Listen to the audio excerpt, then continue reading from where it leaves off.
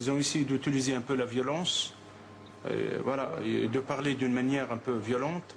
Ils ont parlé des propos dangereux, de mécréants, de l'imam de tel, l'imam de juif, un peu de mélange. Et aussi, ils ont mis quelques propos contre la République, comme quoi on est des imams de Sarkozy.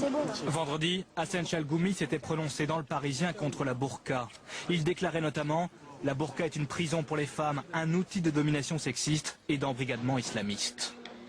Il a reçu aujourd'hui le soutien d'autres imams. Ils ont ensemble un objectif très précis. Faire en sorte que nous soyons enfin écoutés, nous soyons enfin reconnus comme étant des imams qui militent pour promouvoir un islam républicain. L'imam de Drancy est connu pour prôner le dialogue avec la communauté juive. Ici en janvier 2009 avec le représentant israélite de Drancy. Ils condamnaient alors ensemble l'importation en France du conflit israélo-palestinien et les attaques contre les synagogues. Quelques jours après, sa voiture était vandalisée et il était menacé de mort. Aujourd'hui, après les propos violents d'hier soir, il envisage de porter plainte. Vendredi, jour de prière à la mosquée de Drancy. Plusieurs milliers de fidèles sont venus prier et écouter l'imam prêcher la khotba, son sermon. Ici, pas de discours dur ou conservateur, mais plutôt un appel à la tolérance et au respect. Hassan Chalgoumi est un imam dit modéré, qui croit aux valeurs de la République. Arrivé de Tunisie il y a bientôt 15 ans, ce père de 5 enfants lutte contre toute forme d'obscurantisme, car l'imam se méfie avant tout du mélange des genres. On ne peut pas manipuler la religion par la politique, on ne peut pas aussi gérer la politique par les religieux. Un imam, ce n'est pas à sa place d'emporter les conflits politiques extérieurs, de menacer des synagogues, d'haïr une communauté et de mélanger entre politique israélien et la religion juive.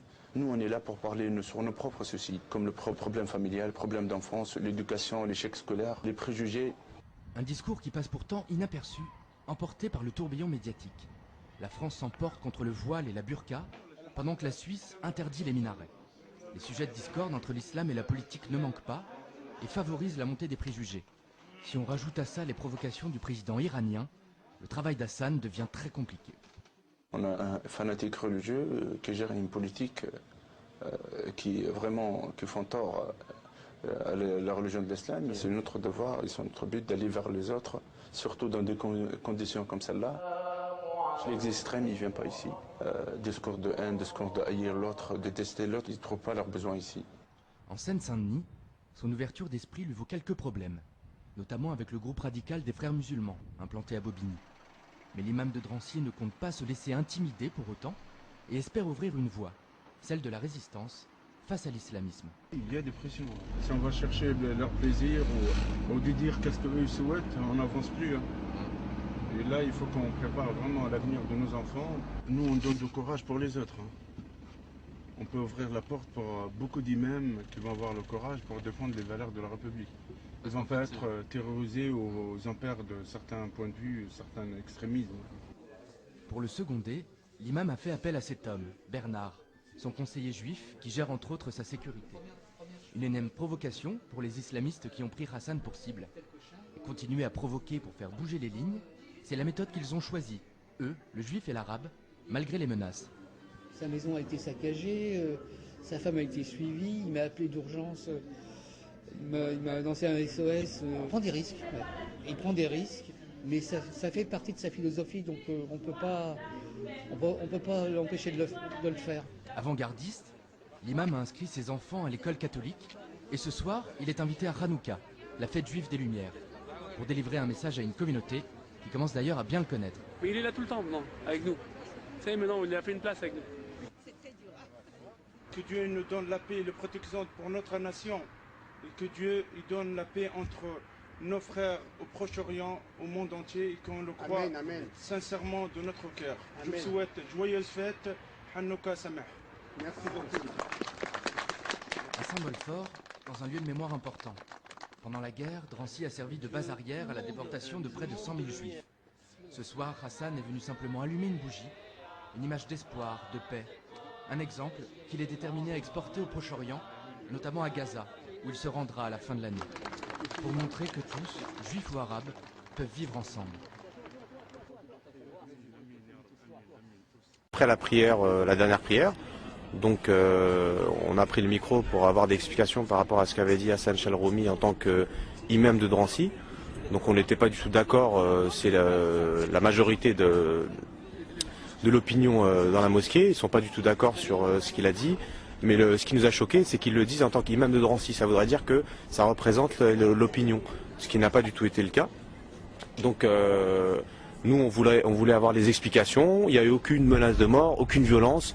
D'ailleurs, vous pouvez venir me constater jusqu'à maintenant, la mosquée est intacte. Au contraire, on est très respectueux de la mosquée et c'est pour le bien de la mosquée qu'on a fait tout ça. On a juste ensuite, à la suite de ça, on a été sur le parking.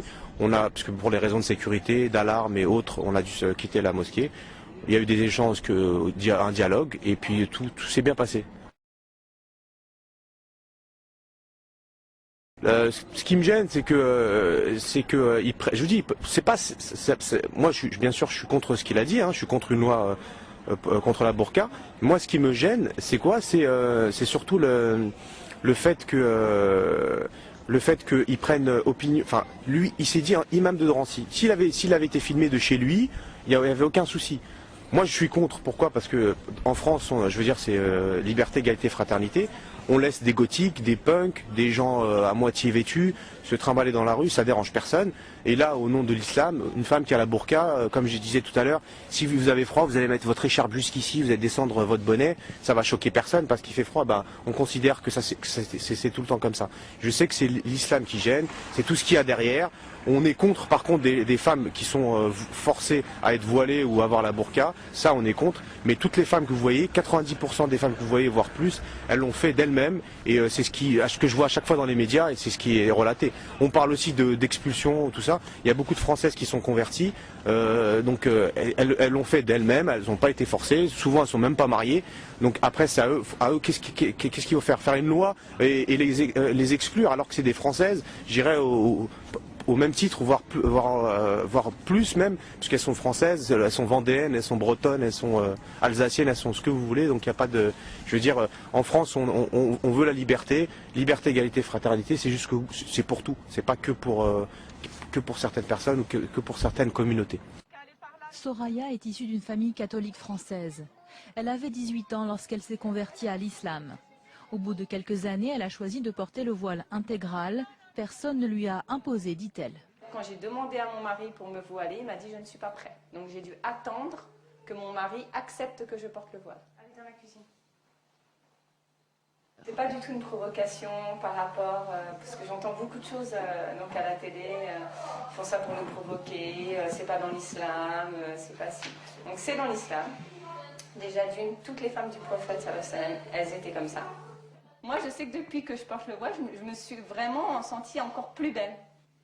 Ça m'a donné de la valeur. On parle souvent de la burqa, mais à tort. La burqa est surtout portée en Afghanistan. En France, le voile intégral s'appelle le niqab.